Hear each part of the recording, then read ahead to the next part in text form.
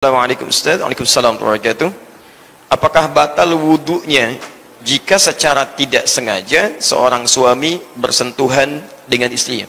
Apakah batal wudunya jika seorang suami yang telah berwudu tidak sengaja bersentuhan dengan istrinya?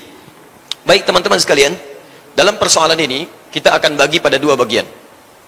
Bagian pertama tentang sentuhan. Ya. Yang paling penting kita harus ketahui dalam hal sentuhan yang kemudian berdampak pada batal dan tidaknya wudu, itu ditentukan oleh keadaan syahwat yang dimaksudkan apakah muncul atau tidak. Ini keterangan yang pertama. Jadi baik itu yang Anda maksudkan misalnya sengaja atau tidak sengaja bersentuhan, maka bagian pertama kriterianya apakah ada syahwat muncul atau tidak.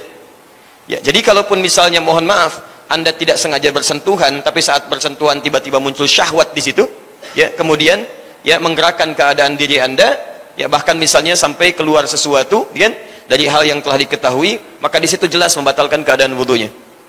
Tapi sebaliknya, sekalipun dalam sentuhan yang sifatnya sengaja ada sentuhan, tapi dalam satu kasus tidak ada syahwat keluar dan bukan karena sengaja kebiasaan untuk menyentuh misalnya, ya, maka dalam hal ini bahkan tidak membatalkan wudu. Bisa tidak membatalkan wudu. Kita ambil misalnya contoh, Rasulullah SAW pernah beliau menunaikan salat malam di tempatnya Sayyidah Aisyah radhiyallahu ta'ala anha, sedangkan beliau dalam keadaan tertidur, ya Sayyidah Aisyah. Ketika Rasulullah SAW tengah menunaikan salat, dan jelas tidak mungkin salat seseorang ditunaikan kecuali dalam keadaan berwudu, jelas ya. Ketika beliau sedang salat, diceritakan oleh Sayyidah Aisyah, kemudian tergeraklah tangan beliau, ya, menyentuh kakinya. Sampai tersadar kemudian terbangun, dilihat Rasulullah SAW sedang menunaikan salat, sudah dalam keadaan kakinya bengkak-bengkak. Ya, hadisnya sangat populer, Anda bisa temukan di Al-Bukhari dengan turunan hadisnya dari nomor hadis 2008 sampai dengan 2012. Sampai di situ kemudian beliau mengisahkan tentang keadaan sifat salat Nabi kepada beberapa sahabat yang bertanya. Di antaranya Al-Mughirah bin Syu'bah, Hudzaifah Al-Yamani, kemudian ada sahabat Abdullah bin Mas'ud radhiyallahu ta'ala anhum jami'an. Mereka bertanya, "Kaifa kanat salatu Rasulillah sallallahu alaihi wasallam?" Bagaimana sifat salatnya Rasulullah sallallahu alaihi wasallam? Kata Sayyidah Aisyah, "La tas'al an husnihinna wa tulihinna." Jangan ditanyakan bagaimana panjang dan bagusnya salat beliau. Shalli arba'an, thumma yusalli arba'an, thumma yusalli thalathan. Kalau beliau salat di rumah saya, salatnya 4 rakaat, 3 rakaat. Tapi jangan ditanya bagaimana panjang dan bagaimana bagusnya bacaannya, karena sulit untuk diikuti. Ya, bagaimana bisa tahu keadaan ini? Karena pernah tadi beliau terbangun, tangannya menyentuh kaki Nabi yang tengah menunaikan salat. Dilihat kakinya sudah bengkak. Sampai di akhir bertanya, "Ya Rasulullah, kenapa harus sampai seperti ini? Alam takun ma'suman, bukankah engkau seorang dijaga dari salah? Alam takun madmunan, bukankah engkau dijamin masuk surga?" Ya. Jadi Masya Allah, kata Sayyidah Aisyah, kalau dalam bahasa kita lebih luasnya, Anda ini kan Rasul, Nabi, dijaga dari kesalahan, dijamin masuk surga, masih mau tahajud sampai bengkak-bengkak berdiri lama begini. Ya, Masya Allah. Kalau kalimat ini dibalikan kepada kita, Anda Nabi bukan, Rasul bukan, surga belum jelas, tidak maksum juga, gitu kan? Masa nggak mau bangun tahajud walaupun tidak harus bengkak seperti Nabi, gitu kan? Kalau dalam kalimat bebasnya. Baik, apa jawab Nabi? Afala akunu abdan syakura? Apa nggak boleh aku menjadi hamba yang bersyukur kepada Allah Subhanahu wa taala? Apa syahidnya kaitan dengan pembahasan kita? Kaitannya adalah ketika Sayyidah Aisyah tangannya terkena kaki Nabi, ternyata Rasulullah SAW tidak membatalkan sholatnya. Tapi diteruskan oleh beliau. Teruskan sampai dengan selesainya, sampai dengan tuntasnya.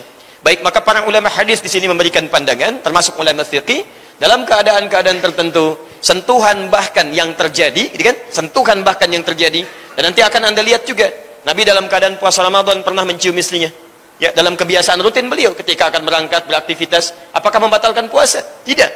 Ya, karena itu kegiatan-kegiatan rutin harian yang sudah biasa dilakukan yang tidak menghadirkan syahwat.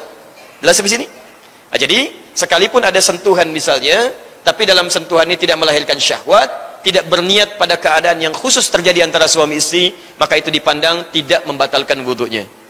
Baik, tapi kalaupun Anda misalnya, mohon maaf, tidak sengaja sentuhannya, tapi dari situ muncul syahwat, bahkan Masya Allah tidak menyentuh secara fisik, tidak menyentuh secara fisik, tapi sentuhan non fisik, lamasa. Baik, itu yang dimaksud sentuhan secara fisikal. Jadi kulit ketemu kulit bisa begini, itu lamasa. Kalau masing-masing berniat saling menyentuh, masing-masing, misal suami ingin menyentuh, istri ingin menyentuh, ada keinginan saling menyentuh, maka di sini kalimatnya berubah dari lamasa dijadikan ditambah alif di depan lamnya, lamasa. Jelas ya? Dia ada lamasa, ada lamasa. Awas beda ya. Hati-hati ini bahasa ini agak ketat gitu ya. Agak ketat di sini. Anda salah belajar, salah menyimpulkan. Ya, seperti kalimat wudu misalnya, gitu kan? Bagaimana menjadi dau, bagaimana tidak menjadi dau. Nah, itu ada turunan-turunannya. Nah, itu bahasan lain nanti insyaallah ya. Baik. Lamasa menyentuh. Lamasa saling ingin menyentuh. Kalau kalimatnya lamasa belum tentu batal wudu. Tapi kalau sudah lamasa pasti batal wudu. Pasti batal wudu.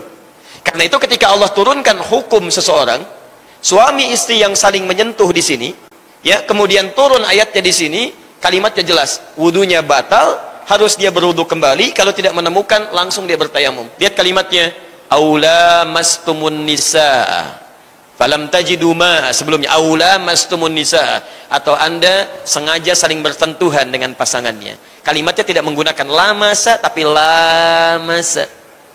Jadi saling menyentuh di sini diisyaratkan oleh Al-Qur'an wudu. Jelas di sini? Baik, ada yang kedua, sentuhan yang terjadi tanpa adanya kontak fisik secara kulit. Ya, jadi misal Anda hanya melihat gambar, atau kadar Allah misalnya melihat istri dan sebagainya dalam keadaan berwudu, tiba-tiba ada perasaan tertentu di dalam hati, ada sentuhan kepada jiwa, ada getaran yang berbeda, maka seketika bisa membatalkan wudu. Kalimat sentuhan tanpa kontak fisik diistilahkan dalam bahasa Arab termasuk dalam Al-Quran dengan kalimat massa. Massa. Jadi ada lamasa, ada massa. Sentuhan walaupun tidak secara kontak fisik langsung tapi punya getaran kepada jiwa. Massa namanya. Ya, qadar Allah begitu sedang dilihat misalnya, setan masuk tuh, anak panahnya masuk ke mata. Dilihat sampai ada sentuhan ke dalam jiwanya. Memang nggak ada kontak fisik dengan yang dimaksudkan, tapi sentuhannya ada kepada jiwanya sampai mengeluarkan sesuatu hal misalnya yang bisa berpengaruh pada batal wudunya. Ini yang disebut dengan massa. Baik, ini massa dengan lamasa, dengan lamasa. Jadi kesimpulannya, mohon maaf, ya, sentuhan yang dimaksudkan tadi tidak membatalkan wudu kecuali dalam keadaan tidak sengaja ini keluar satu syahwat tertentu yang berpengaruh pada keadaan wudunya. Wallahu ta'ala a'lam bissawab.